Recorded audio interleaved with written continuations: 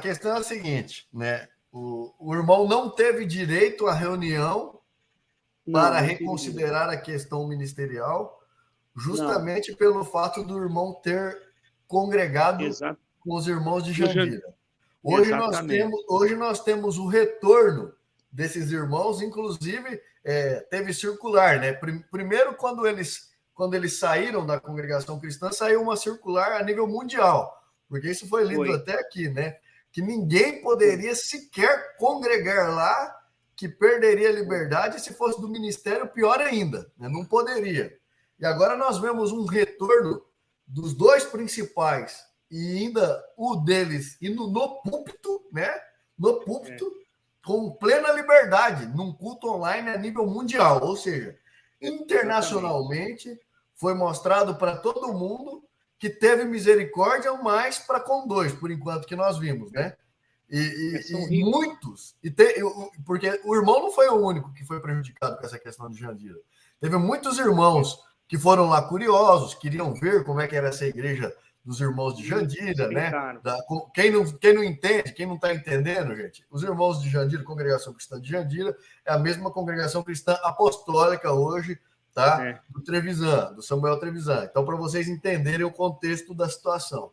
Então, hoje, ainda é recente, né? Muitos irmãos que congregaram lá por curiosidade perderam a sua liberdade. O irmão Raul é uma dessas vítimas. Agora nós vemos o retorno, né? De um de lá. Ontem, o irmão Raul, o irmão Michael Oliveira, ele fez um vídeo no canal dele falando que estava o palco já estava armado para devolver a liberdade plena, né, daquele irmão para o ancianato, né?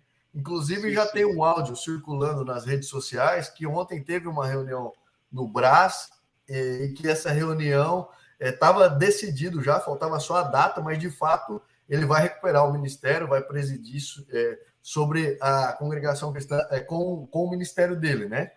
E isso é interessante porque é igual eu estava tratando com a questão com o irmão Itamar Coutinho. Veio o Espírito Santo e revelou que a televisão era coisa do diabo. Aí muitos irmãos perderam a liberdade, muitos irmãos deixaram de tocar, muitos irmãos foram para as drogas nesse período por causa de uma televisão, porque descobriram que ele tinha televisão, tirou a liberdade. Descobriram que ele tinha televisão, meu filho não pode tocar mais, né? Então, várias coisas aconteceram porque o Espírito Santo revelou naquele momento para esses irmãos. E depois, agora eles vêm para o culto online, não pede perdão pela mentira, aparece na televisão e faz os povos usar terno em casa para poder assistir a televisão e ficar de joelho, enfim, e tudo mais. Que a gente sabe, né? É tudo mais que a gente sabe, né? E aí tem a questão do pecado de morte também. Vamos lá, o pecado de morte. Pecado de morte, Deus revelou, o Espírito Santo revelou. Gente, a gente está falando isso aqui de forma irônica, para vocês verem mesmo que não é o Espírito Santo. Não tem nada de Espírito Santo nisso. Isso é só para vocês verem e entenderem que não tem nada de Espírito Santo nessas reuniões ministeriais. Não tem o Espírito Santo decidindo sobre isso, tá? E aí vem o Espírito Santo revela o pecado de morte. Aí a gente vê até hoje, almas suicidando, almas que estão na droga. Quando você prega o evangelho de Jesus Cristo, igual o irmão Raul fez para aquele menino que ia suicidar, irmão, vai em qualquer igreja, é Jesus Cristo que salva. Só que o irmãozinho não acredita no irmão Raul. Por quê? Porque na cabeça dele tá doente. Porque a congregação mentiu para ele. Mentiu. E ele não vê Jesus Cristo mais. Então, por mais que o irmão Raul tenha o coração bom, ele fala, meu filho, Jesus Cristo salva, meu filho. Vai em qualquer igreja. Jesus Cristo salva. Mas o menino está com a corda no pescoço. Não. A graça é Jesus Cristo. Eu perdi, irmão Raul. Eu perdi, irmão Raul. Eu pequei, já era, irmão Raul. Perdoa, irmão Raul. Eu te amo, mas... E morre. Por quê? Só que quando ele vê... Irmão, assim, ó. Quando eles veem um ancião...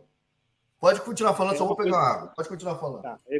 Quando eles veem um ancião, irmão, falando, explicando a realidade, vamos dizer assim, uma certa... Eu não digo ancião por soberbia, irmão, porque...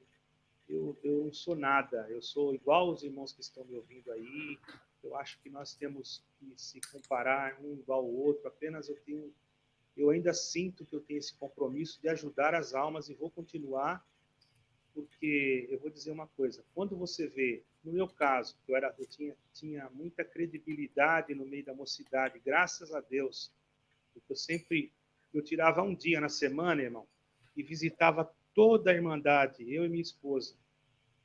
Eu fui até... teve um ancião que eu fiquei sabendo que falou que eu era rabo de saia, porque eu só ficava com a minha esposa.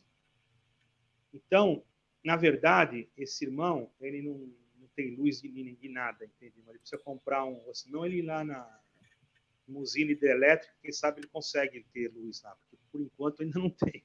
Deus que me perdoe. Então, eu quero te dizer, estava falando da reunião, né? Esse tipo de modus operandi da reunião, irmão, muitos irmãos acham que quando os irmãos estão reunidos lá, estão tratando assuntos assim para melhorar a igreja. Irmãos, é totalmente diferente do que os irmãos pensam. Há assuntos, sim, doutrina, essas coisas, mas não é tudo a mesma coisa. Os irmãos que vão na congregação, observem se todo ano não sai o mesmo ensinamento. Muda alguma coisa, pouquinha coisa, mas a maior intenção é o movimento, porque havendo movimento, irmão, a coleta. É isso que eu sinto.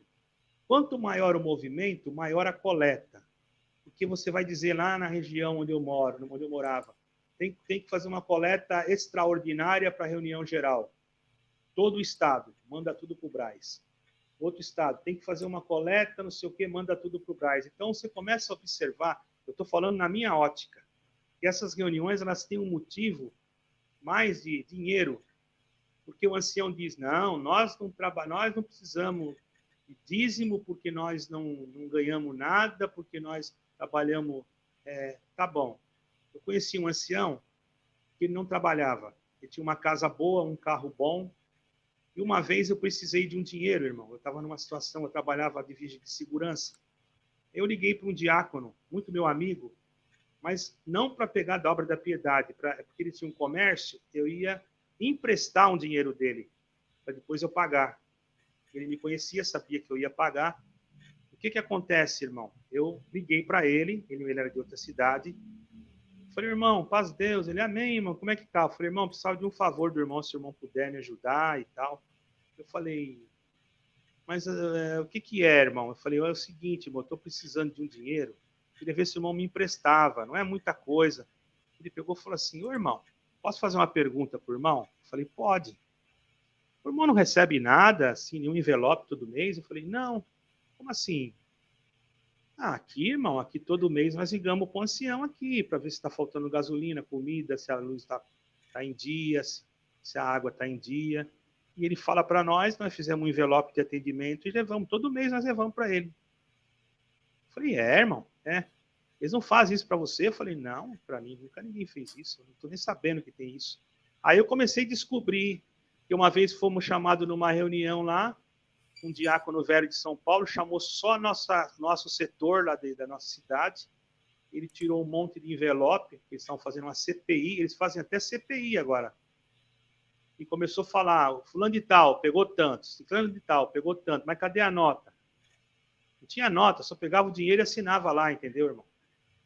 E quando foi ver o meu nome, eu tinha 2 envelopes que eu fui para São Paulo para 2 reuniões e eu não tinha dinheiro, entendeu?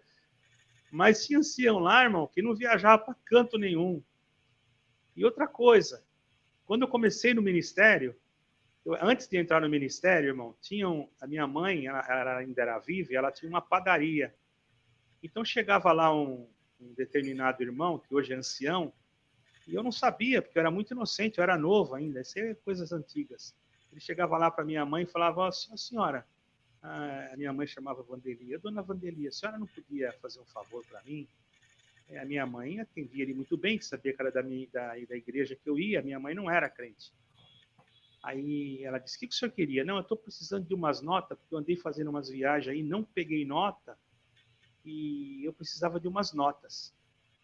A minha mãe, ela não era crente, entendeu, irmão? Eu acho, sabe, a pessoa não tem temor de Deus, Ela não tinha, assim, inclusive ela fazia coisas que não é lícita, assim, com ocultismo, essas coisas de acender incenso. Ela não era crente. Eu passei, depois que ela, de tanto evangelizar, ela se converteu e depois se batizou e depois Deus recolheu. E ela dava lá umas 5, 6 notas para ele em branco, irmão. Ele levava embora. Quando eu fui para o ministério, que eu descobri esses envelopes que tinha que prestar conta com nota. Aí eu falei, meu Deus do céu, agora eu já sei por que ele pegava o envelope.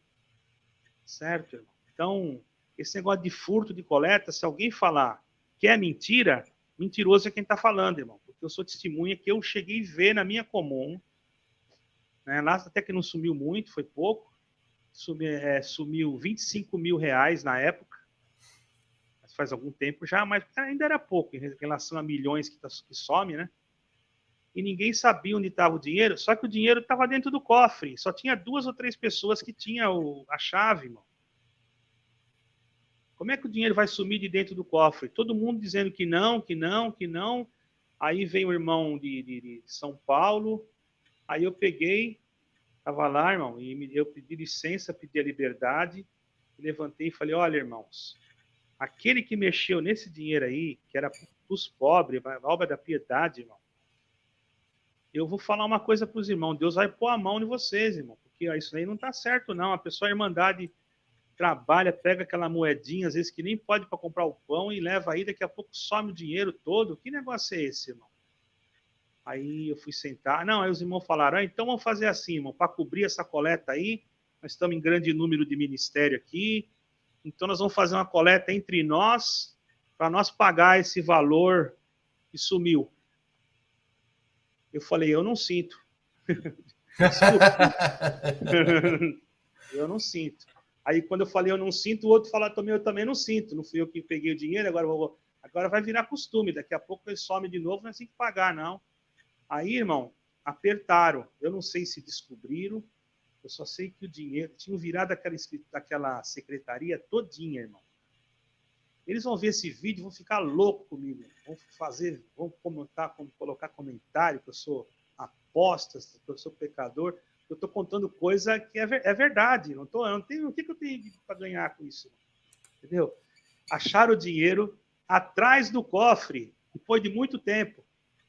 Ah, achou? Apareceu escondido lá? Apareceu. Caiu por trás do cofre esse dinheiro. Foi o anjo, irmão. O anjo Judas Iscariote colocou lá. Os sinais estão se cumprindo e a cada dia estão mais claros.